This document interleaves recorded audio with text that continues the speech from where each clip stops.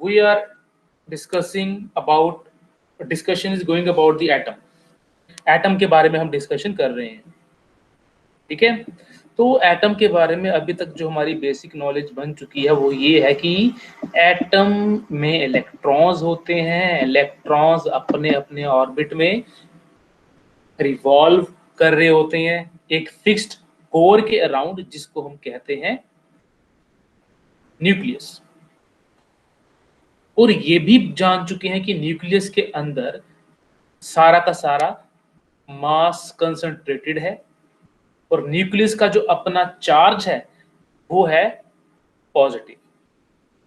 इतनी बातें जो हमें बताई उसमें कौन कौन से जो फेमस पर्सनैलिटीज हमने डिस्कस की हुई हैं।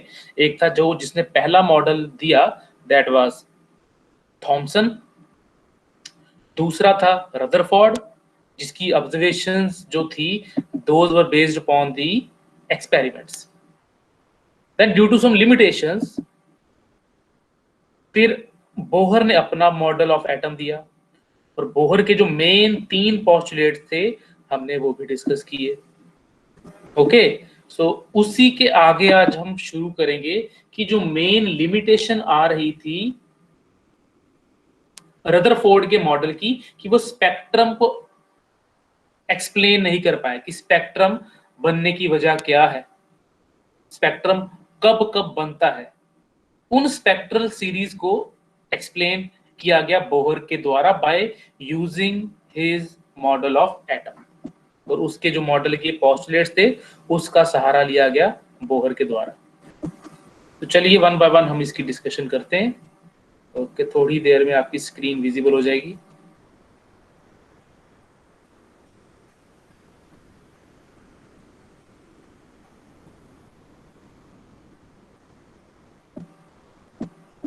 ओके,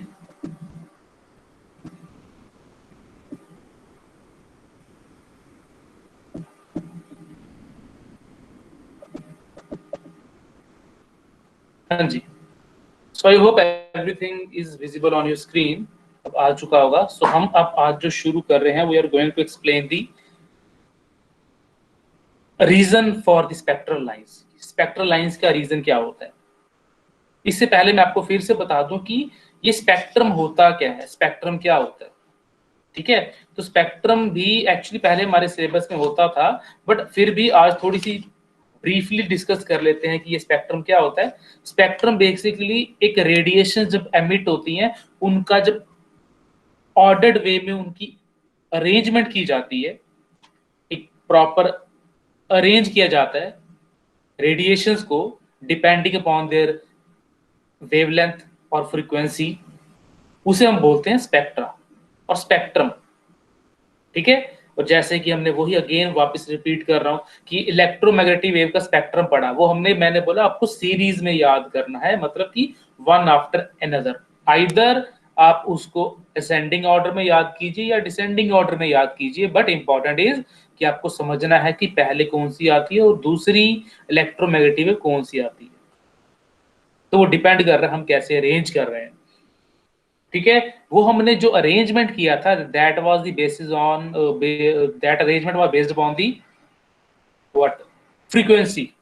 सबसे ज्यादा फ्रीक्वेंसी गामा रेज की पहले मैंने वो रखा, उससे कम एक्स रेज, फिर सो ऑन ऐसे होता गया। तो कोई भी रेडिएशन हो उनकी जब हम ऑर्डरली अरेंजमेंट करते हैं डिपेंडिंग अपॉन देयर वेवलेंथ और फ्रीक्वेंसी, उन्हें स्पेक्ट्रम बोला जाता है।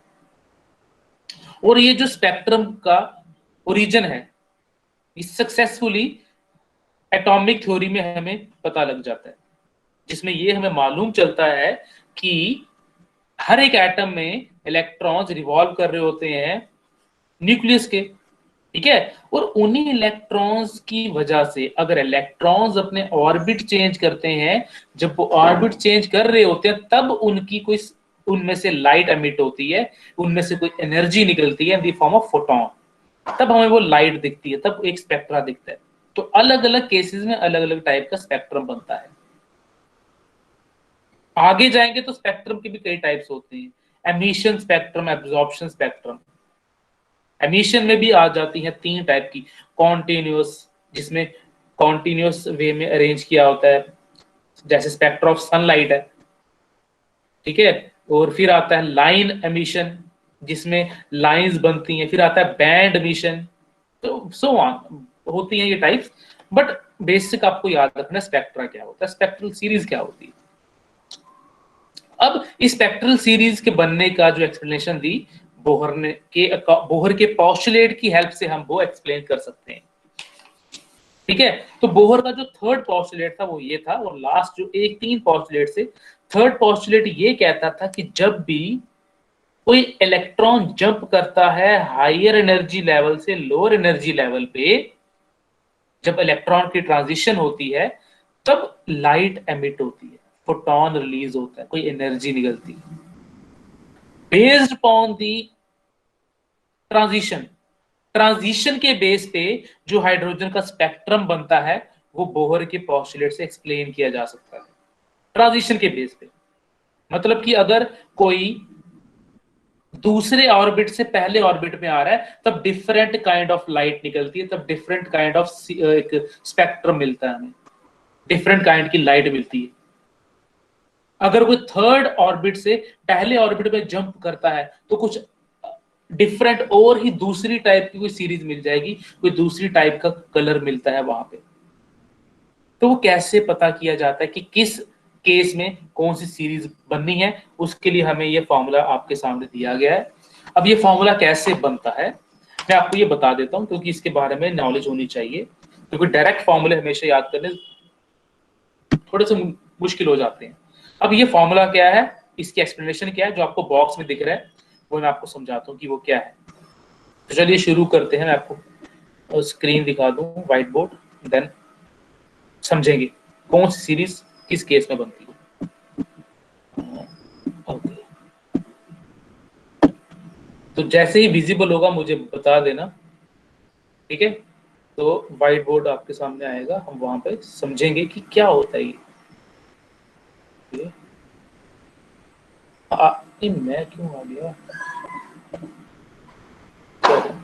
कैमरा अलग चूज करना था।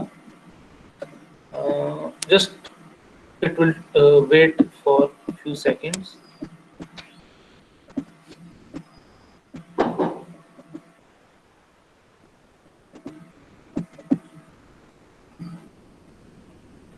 Okay, I hope white page आपके सामने आ चुका है। तो हम उस फॉर्मूले की अब डिस्कशन करने वाले हैं कि वो फॉर्मूला था, उसी फॉर्मूले की हेल्प से हम पता लगाते हैं कि वो जो लाइट एमिट होगी उसकी वेवलेंथ क्या होगी, सो ऑन, वो फॉर्मूले की हेल्प से पता लगेगा। ओके, तो चलिए शुरू कर देते हैं। अभी तक हमें ये मालूम लग चुका है, तो मैं आपको बताने जा रहा हूँ स्पेक्ट्रल सीरीज के बारे में।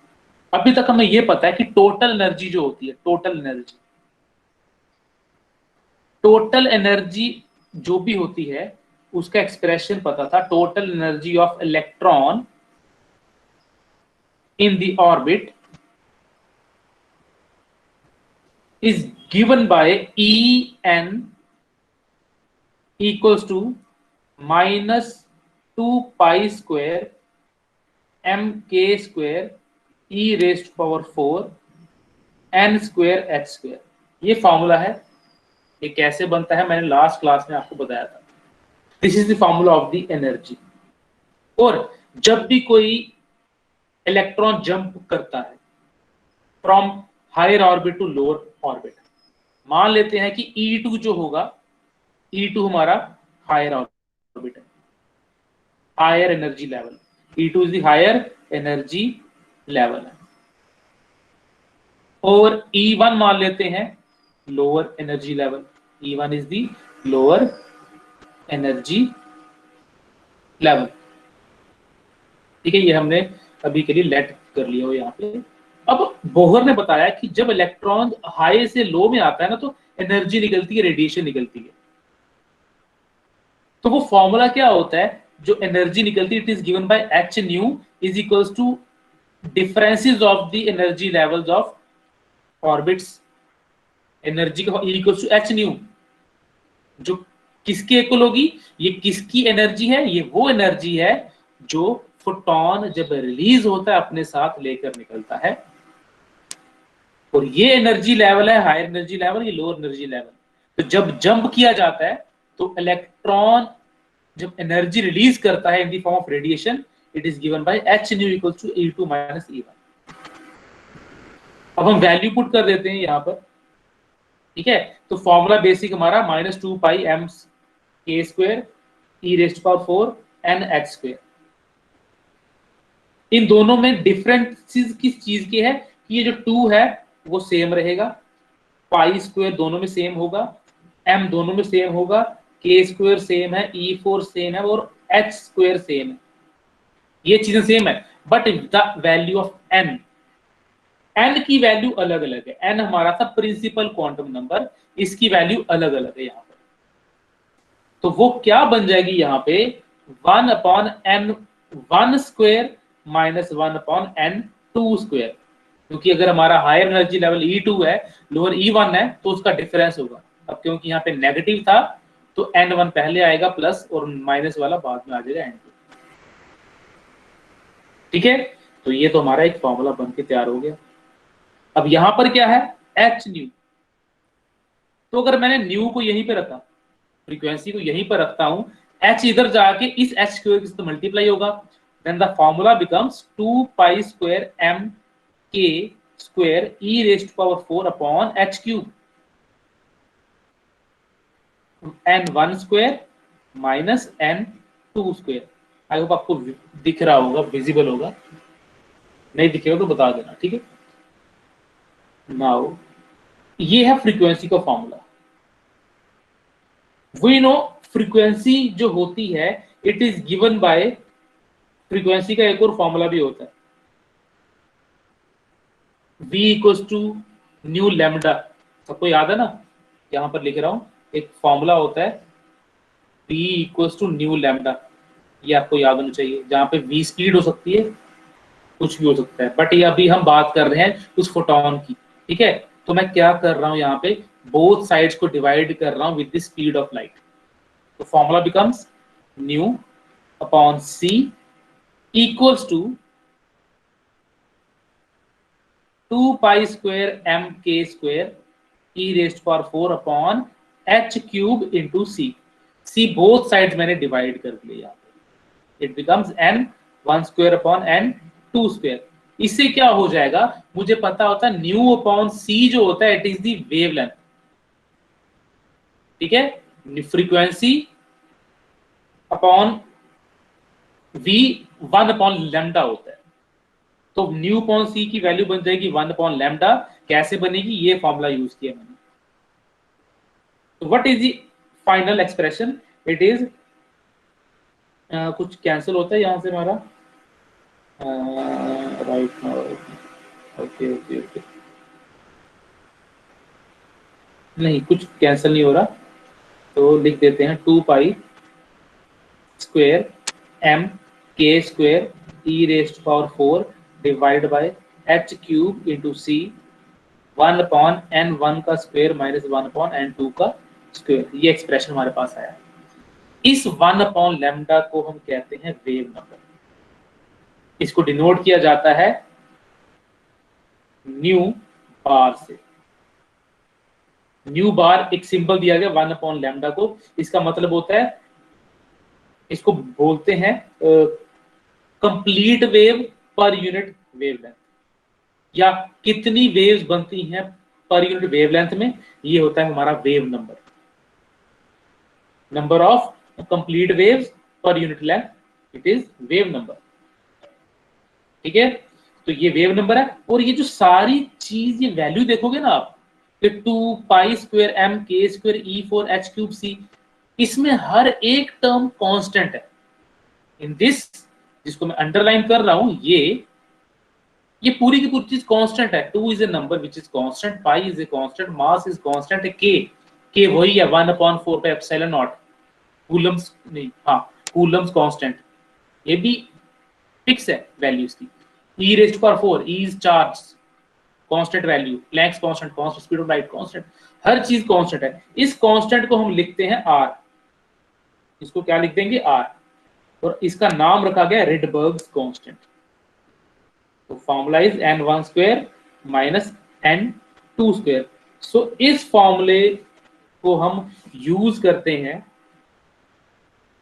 To find, to know about the spectral series. इसको हम रिडबर्ग्स फॉर्मूला भी कहते हैं। This formula is also known as the Rydberg's formula. Box में रख देता हूं। This is Rydberg's formula, where जो आर है उसे क्या बोला जाता है? Rydberg's constant. रिडबर्ग्स कांस्टेंट, इसकी वैल्यू भी याद रख लेना, छोटी सी वैल्यू है इसकी। R is equal to 1.097 into 10⁻7 10⁻7 पर metre. This is the value. मतलब मीटर नीचे होगा। क्यों नीचे है तो आप यहां से देख सकते हो, 1/λ है। 1/λ मतलब मीटर नीचे है यहाँ पर। तो यहां से यू कैन गेस कि क्या होगा ये। ठीक है, सो this is the required expression. इसमें कुछ पूछना है तो बेटा पूछ सकते हो अभी। देन हम इस एक्सप्रेशन की हेल्प से डिस्कस करेंगे कि क्या हो रहा है ये सारा। ठीक है, स्पेक्ट्रल सीरीज कैसे पता लगती है। Rydberg's formula and R is the Rydberg's constant. I hope ये क्लियर है। क्लियर है तो फिर हम आगे बढ़ते हैं। ठीक है, अब now we will discuss the spectral series observed by the Bohr. और बोहर ने जो स्पेक्ट्रल सीरीज के बारे में एक्सप्लेनेशन दी वो था हाइड्रोजन एटम था, दैट वाज हाइड्रोजन एटम। सो उसके बारे में डिस्कशन करते हैं।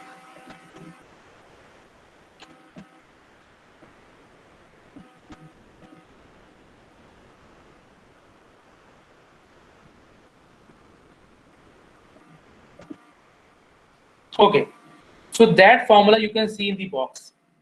तो अब डिफरेंट टाइप्स ऑफ सीरीज मिल रही थी। डिफरेंट टाइप्स ऑफ सीरीज मतलब वो लाइट्स जो मिलती हैं, एमिशन स्पेक्ट्रम मिलता है। तो पहला स्पेक्ट्रम जो उसने एक्सप्लेन किया, उस स्पेक्ट्रम को बोला जाता है लाइमन सीरीज। लाइमन सीरीज उसका नाम है, लाइमन सीरीज। अब लाइमन सीरीज कब बनती है?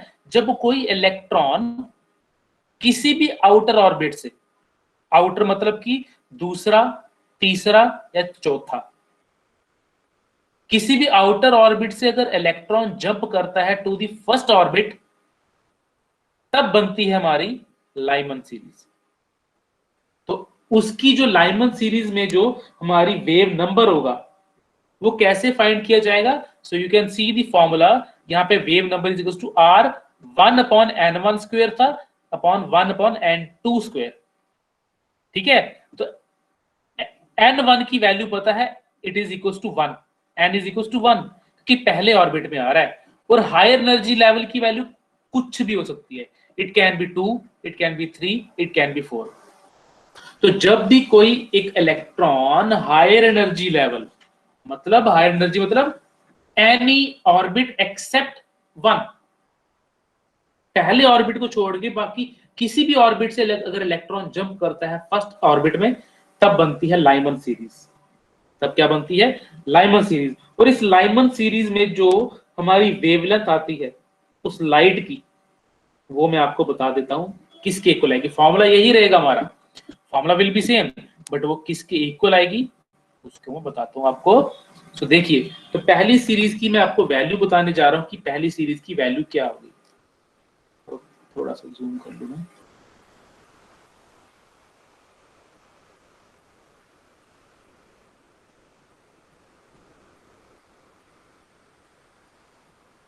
ओके, सो नाउ सी,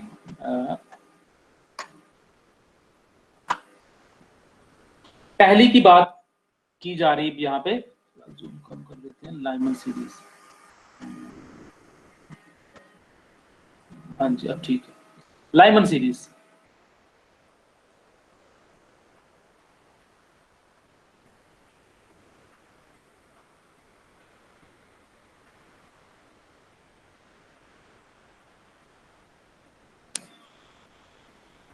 तो एक्सप्रेशन वी नो कि जो एक्सप्रेशन होता है 1/λ या ऐसे nu bar which is wave number, it is 1/λ, जो फर्दर किसके इक्वल होता है?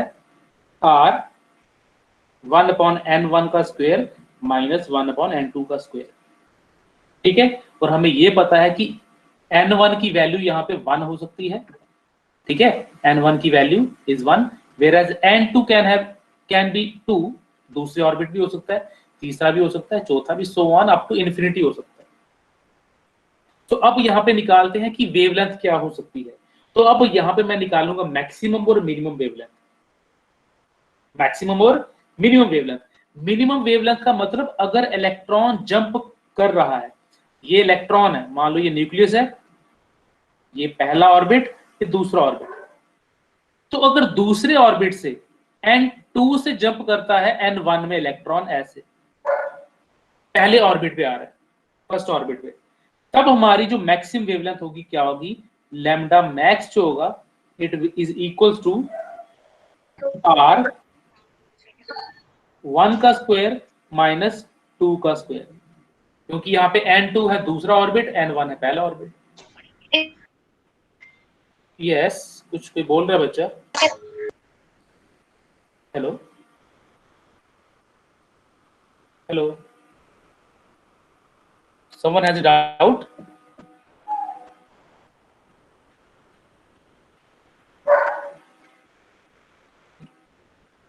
मे बी बाय मिस्टेक हो गया होगा, अगर पूछना होगा तो पूछ लो, अदरवाइज चैट में लिख देना।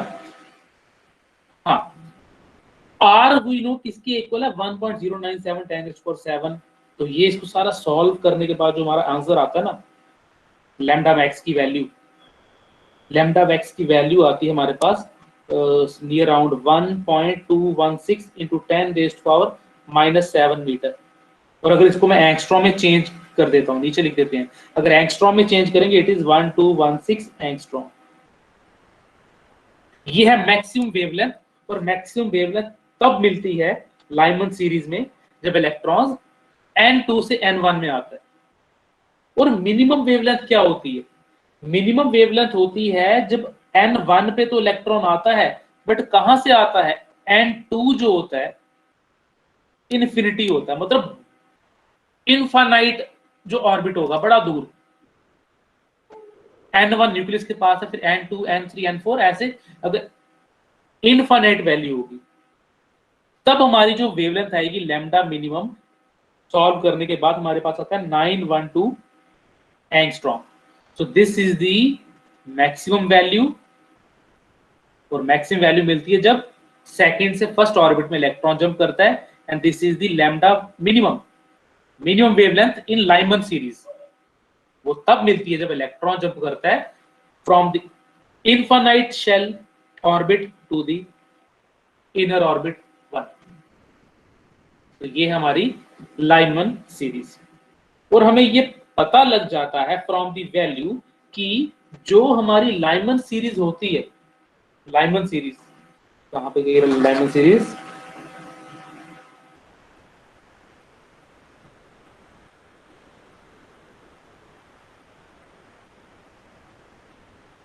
ओके तो ये थी हमारी लाइमन। अब बात करते हैं नेक्स्ट सीरीज की, जिसको हम कहते हैं, मैं पहले आपको वहां पर दिखा दूं स्लाइड में, ये इसमें फिर से देखना होगा, मेरे को बता देना।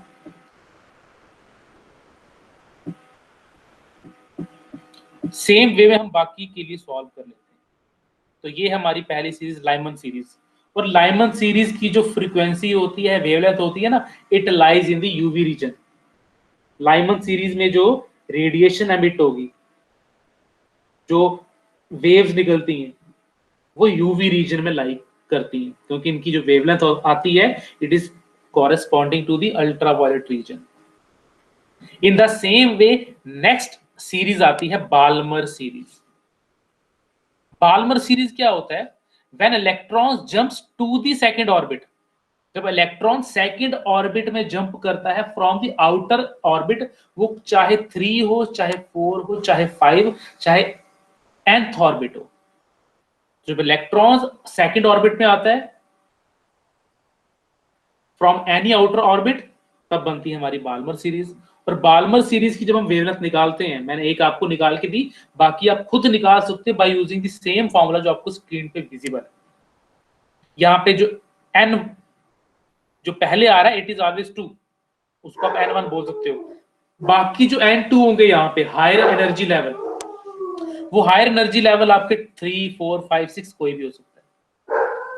ठीक है, वो कोई भी हो सकता है। और अगर मैं आपको इसकी मैक्सिमम और मिनिमम वेवलेंथ बोल कर ही बता दूं, तो बाल्मर सीरीज की जो मैक्सिमम वेवलेंथ आती है, चलो लिखकर भी बता देते हैं।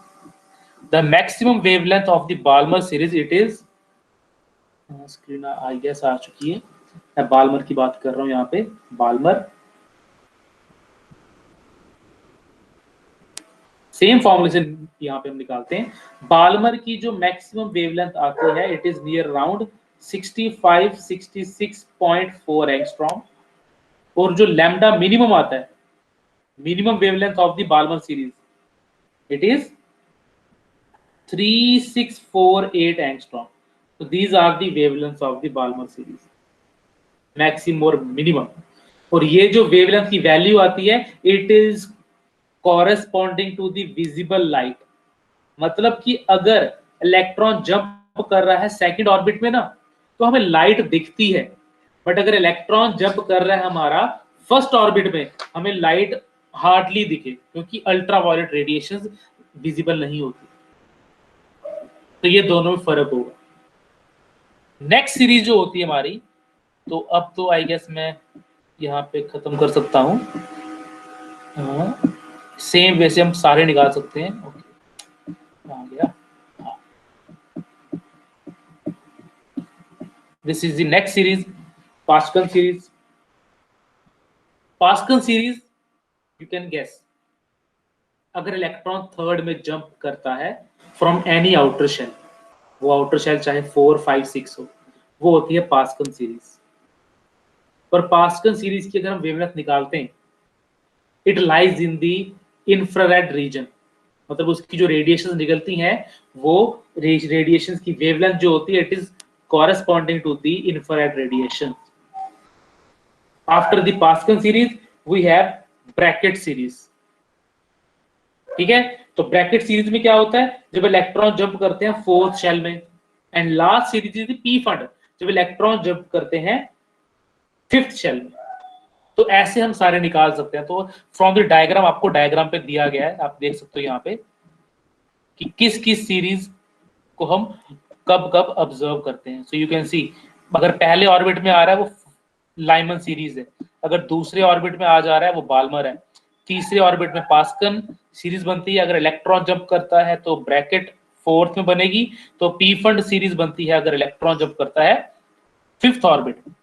सो ये हमारी हाइड्रोजन स्पेक्ट्रम की, हाइड्रोजन स्पेक्ट्रा होता है ये, जो हाइड्रोजन एटम में विजिबल होता है। ठीक है, सो आई होप ये आपको क्लियर है। और इन्हीं वेवलेंथ्स के कॉरेस्पॉन्डिंग, इन्हीं फ्रीक्वेंसीज के कॉरेस्पॉन्डिंग जब हम एनर्जी निकालते हैं, तो एनर्जी हमें कुछ ऐसी मिलती है। तो मैं आपको दिखा दूं, वेट, अब हम एनर्जी लेवल डिस्कस कर लेते हैं। ये एनर्जी लेवल हम कैलकुलेट भी करते हैं। कैलकुलेट करने का फॉर्मूला वही जो आपको बताया गया है, E equals to H nu. ठीक है, ऐसे हम एनर्जी लेवल कैलकुलेट करते हैं। और ये जो इलेक्ट्रॉन की एनर्जी होती है, अगर आपने E equals to H nu नहीं यूज यहाँ पे कर सकते, तो हमारे पास हाइड्रोजन एटम जो बोहर ने दिया है उसमें एनर्जी का फॉर्मूला भी है, जिसमें आप एन की वैल्यू पुट करके किसी भी सीरीज की एनर्जी फाइंड कर सकते हो। क्योंकि हमें पता है कि लाइमन सीरीज होता है जब एन की वैल्यू 1 होती है फर्स्ट ऑर्बिट में, तो वहां पे जब एनर्जी कैलकुलेट की जाती है it is equals to 13.6 with negative sign. थोड़ा जूम कर लूं, एज यू कैन सी है लाइमन सीरीज में जो एनर्जी आती है वो होती है -13.6 इलेक्ट्रॉन वोल्ट। वेयर एज अगर हम बाल्मर सीरीज की बात करें तो काफी ज्यादा डिफरेंस है। बाल्मर सीरीज और पास्कल सीरीज में -3.40 एनर्जी होती है बाल्मर सीरीज में। इलेक्ट्रॉन्स इतनी एनर्जी एमिट करता है जब वो सेकंड शेल में आता है। इसी तरह सोवन यू कैन सी कि पास्कल में क्या होता है, -1.5 इलेक्ट्रॉन वोल्ट, ब्रैकेट में 0.85। ठीक है, सो ये सारे, और अगर और आगे जाओगे तो पी फंड में 0.54 होता है। सो और एनर्जी हमारी, अब ये एनर्जी लेवल बढ़ रहा है कि कम हो रहा है, ये एनर्जी लेवल इंक्रीज हो रहा है, ज्यादा एनर्जी आती है। हमें कैसे पता? ये बेटा ये आपको एक चीज आपको याद रखनी होगी, ये एनर्जी जो है -13.6 -3.4 ये एनर्जी लेवल्स हैं, ये एनर्जी वो नहीं है जो रिलीज हो रही है, नो, ये एनर्जी लेवल्स है। अब एनर्जी अगर निकालनी होगी तो कैसे निकालेंगे? अगर इलेक्ट्रॉन सेकंड ऑर्बिट से लाइमन सीरीज में आ रहा है तो कैसे एनर्जी निकालेंगे? Higher energy minus lower energy. Higher energy level क्या है? सेकंड ऑर्बिट होता है विच इज -3.40, उसमें से माइनस किया जाएगा -13.6। तो जो यहां पे आंसर आता है वो आंसर होगा हमारा जो एनर्जी रेडिएट होगी, जो -13.6 या -3.40, these are the energy levels. ये एक्सप्रेशन होते हैं कि अगर इलेक्ट्रॉन्स इस ऑर्बिट में इतनी एनर्जी उसके पास होगी, बट रिलीज कितनी होगी वो आपको पता लगेगा जब आप दो एनर्जी लेवल्स का डिफरेंस लेंगे। ठीक है, तो बस यही था हमारा एनर्जी लेवल डायग्राम और स्पेक्ट्रम सीरीज। लास्ट में आज की क्लास में हम ये, कल जब नेक्स्ट क्लास होगी हम न्यूक्लियस के बारे में शुरू करेंगे। एटम के ये लास्ट टॉपिक थे। उतनी देर वेट, लिमिटेशन आ गई। हाँ, लिमिटेशंस हम डिस्कस कर लेते हैं, लिमिटेशंस। ठीक है, तो जैसे पहली लिमिटेशन अगर मैं आपको बोलूं कि one of the main limitation ये थी कि this model of atom was applicable to the simplest atom hydrogen. उसने हाइड्रोजन को एक रेफरेंस रख के ये अपना मॉडल ऑफ एटम तैयार किया था। ठीक है, पहला इसकी लिमिटेशन ये है। इट मींस अगर हम हायर एटॉमिक नंबर वाले के पास जाते हैं, बड़े बड़े जो एटम होते हैं, वहां पे ये मॉडल सक्सेसफुल इतना नहीं रहा। इस थ्योरी ने स्पेक्ट्रल लाइंस को तो एक्सप्लेन किया, बट जो स्पेक्ट्रल लाइंस में काफी फाइन लाइंस भी आती थी। स्पेक्ट्रम तो बन रहा है, इन सीरीज में कुछ फाइन लाइंस भी आती थी हाइड्रोजन एटम की सीरीज में, वो फाइन लाइंस का उसने एक्सप्लेनेशन नहीं दे पाया। ठीक है, और भी कई सारी थी, जैसे बोहर जो था, he does not say anything about the relative intensity of spectral lines। Spectral lines की जो रिलेटिव इंटेंसिटी होगी, इसके अगर कंपैरिजन में दूसरी रेडिएशन की बात करें तो क्या रेडिएशन में ज्यादा डिफरेंस आएगा। ये तो पता था कि एनर्जी लेवल क्या क्या होता है, बट रेडिएशन में डिफरेंसेस क्या होंगे वो उसको क्लियरली एक्सप्लेन नहीं कर पाया। और जब ये बोहर मॉडल ऑफ एटम बना रहा था तब इसने इलेक्ट्रॉन को पार्टिकल लेके वो चल रहा था। उसने इलेक्ट्रॉन का वेव नेचर कंसीडर ही नहीं किया, क्योंकि जब इलेक्ट्रॉन्स का वेव नेचर भी कंसीडर किया जाता है तो हमें आजकल पता लग चुका है कि इलेक्ट्रॉन का वेव नेचर भी है, अगर उसकी स्पीड ज्यादा होगी तो वो तो वेव की तरह बन जाता है। उस केस में क्या होगा बोहर को कोई आइडिया नहीं था। बोहर की थ्योरी के अकॉर्डिंग जो ऑर्बिट्स हैं वो सर्कुलर ही हैं, बट आजकल एलिप्टिकल ऑर्बिट भी पॉसिबल हो सकते हैं, बट ये उसकी लिमिटेशन आ गई है। So this was all about the Bohr model. उसमें क्या क्या एनर्जी वेरिएशंस आती हैं, उसने कैसे एक्सप्लेन किया स्पेक्ट्रल सीरीज को, और उसकी ये लिमिटेशंस। अब आपका टाइम है, आपने डाउट्स पूछने हैं। और आपको तो पहले, अब एक और बात बता दूं एग्जाम की, कि आपको पहले लग रहा था हमें भी कि मे बी U3 होंगे, अब आपके एक ही बार प्री बोर्ड होने। तो प्री बोर्ड में आपको पता है कि पिछला सारा तो आना ही आना है, जो भी चल रहा है वो भी आना है। ठीक है, सो अभी तक जो श्योरिटी है जो आना ही आना है वो आपको बता दूं। पेपर ए में सारा इलेक्ट्रोमैग्नेटिक वेव्स का, वेव्स तक जो भी है वो सारा है। टूल नेचर और एटम्स एंड न्यूक्लियाई, ये इसकी तो 100% गारंटी आना ही आना है। एग्जाम आपका अभी दिसंबर में है, अभी नवंबर सारा है हमारे पास। ठीक है, तो इतनी तो गारंटी ही है आएगा आएगा, तो आप इसकी तैयारी कीजिए अच्छे से। और अभी जो हमने 2 चैप्टर पढ़े वो बड़े इजी हैं, अगर आप उसकी तैयारी करोगे वो बड़ा इजीली हो जाएगा तैयार। ज्यादा उसमें डेरिवेशन वगैरह कुछ नहीं, थ्योरेटिकल सब्जेक्ट ज्यादा है, समझने वाले ज्यादा है। ठीक है, तो डाउट्स हैं तो पूछ लीजिए बेटा। अदरवाइज हम क्लास को दी एंड कर देंगे यहाँ पे अटेंडेंस लेने के बाद। I am waiting for your doubts.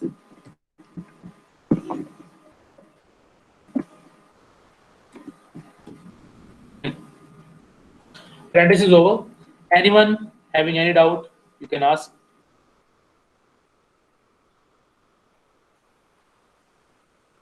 No one? Okay then.